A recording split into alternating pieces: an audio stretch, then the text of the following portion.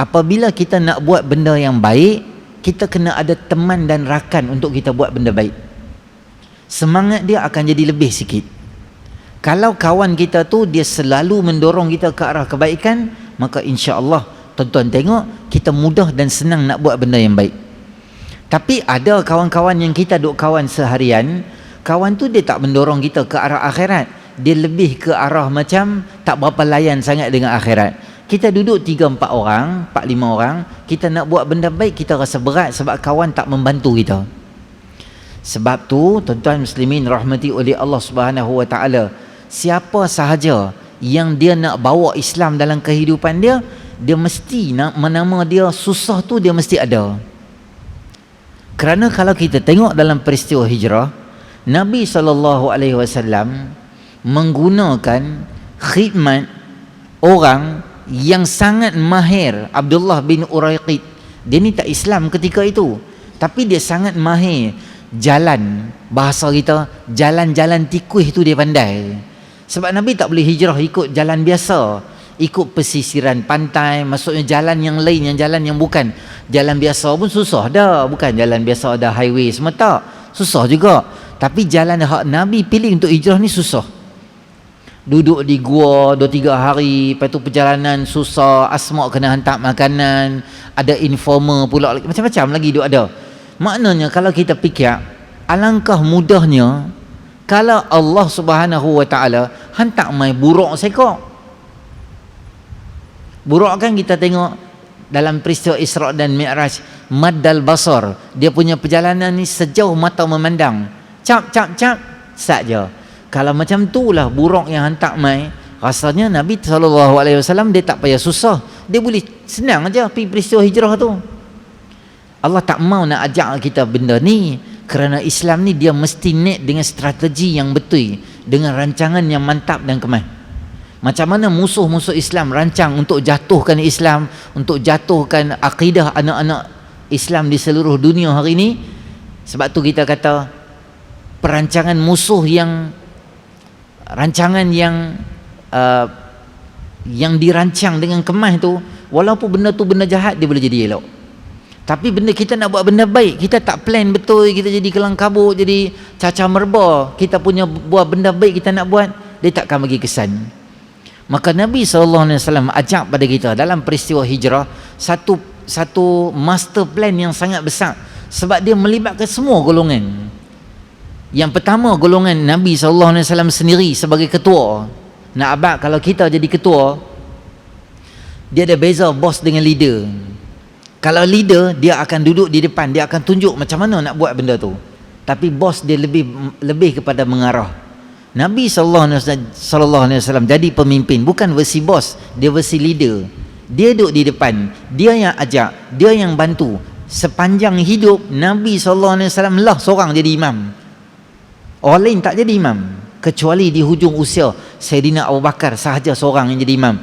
Kelainnya, mu'zamnya, aghlabiyahnya, kebanyakannya Nabi SAW jadi imam di Masjid Nabawi. Nabi seorang jadi imam, maknanya kepimpinan melalui tauladan atas nama pemimpin. Yang kedua, golongan orang lelaki dewasa.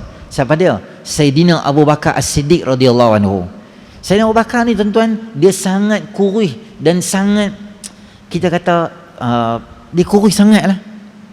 Kalau tuan-tuan baca hadis berkaitan isbalul izar, panjangkan kain bawah pada buku lali, bila Nabi kata pakaian yang sengaja dipanjangkan di bawah buku lali dengan niat khuyala, dengan niat sombong dan takabur, pakaian itu akan menjadi bahan bakar api neraka nanti di akhirat.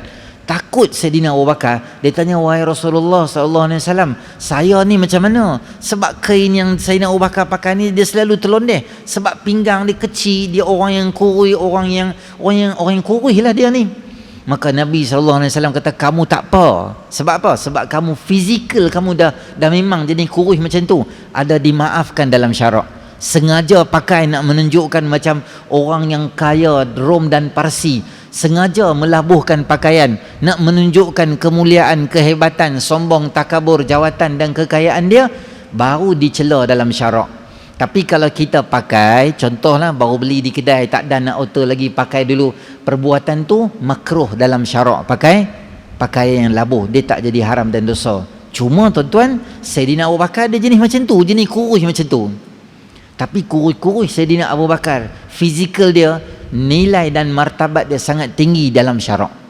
Pernah satu ketika Nabi SAW masuk dalam masjid, masa Nabi masuk, duduk di pintu, duduk berdiri tu, Sayyidina Abu Bakar mai kat tepi kanan, mai Sayyidina Omar ke tepi macam ni, duduk dua orang kiri kanan.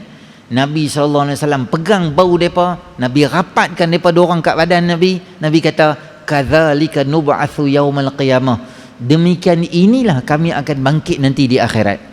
Maknanya macam mana hampa tengok kami punya rapat dengan rapik kat dunia ni, macam itulah meninggal dunia pun tuan-tuan, 3 orang tu duduk di situ.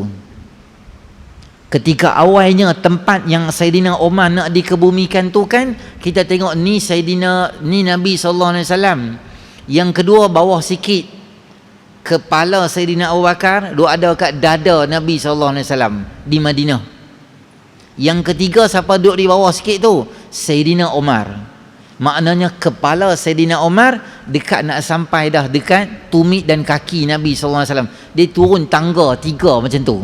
Dia tak duduk straight macam tu. Sebab apa dikebumikan 3 insan yang hebat dan mulia ni demikian rupa?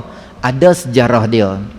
Tuan-tuan tahu tak kisah yang berlaku pada Nabi SAW ketika Nabi pernah khutbah?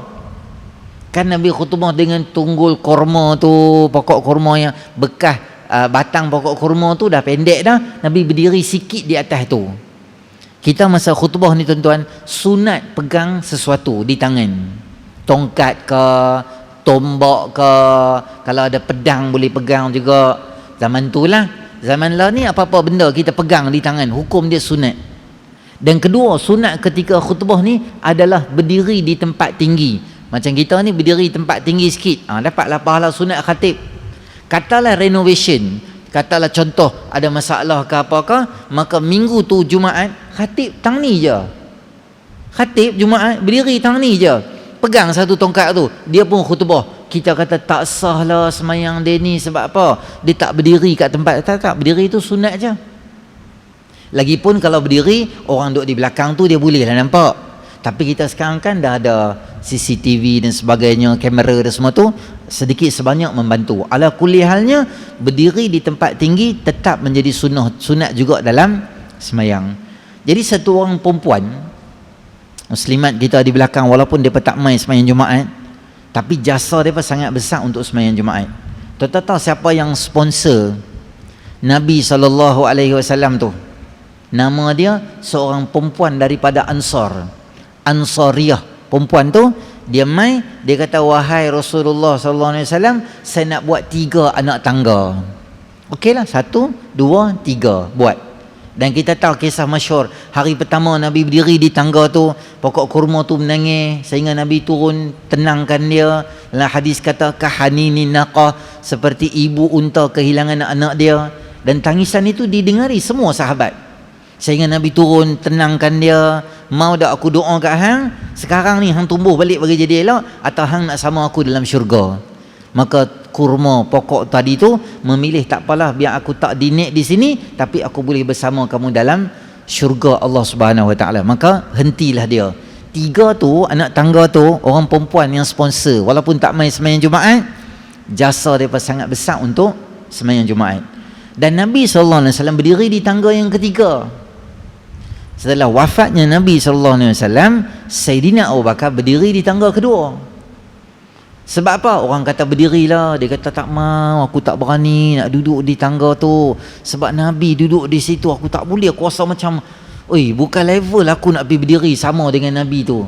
Mereka kata tak, bukan macam tu, kami senang nak nampak. Dia tak mau sungguh-sungguh, dia duduk di nombor 2. Mai Sayyidina Omar, tuan-tuan ingat dia nak pergi berdiri di tempat ketiga.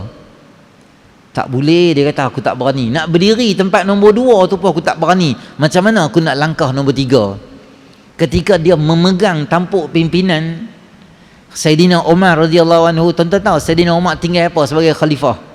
Satu, Sayyidina Umar tinggal, Sayyidina Abu Bakar tinggal satu mangkuk di rumah dia, yang ada di rumah dia, satu mangkuk. dengan satu apa? Satu kain macam alas tidur. Seluruh rumah satu khalifah yang besar, rumah tu yang tinggal, benda tu yang tinggal.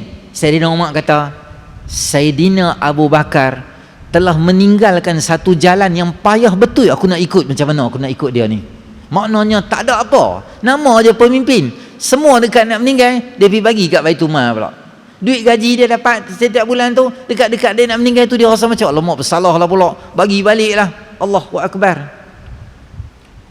Macam tu level Saidina Umar, dia tak berani nak duduk di situ.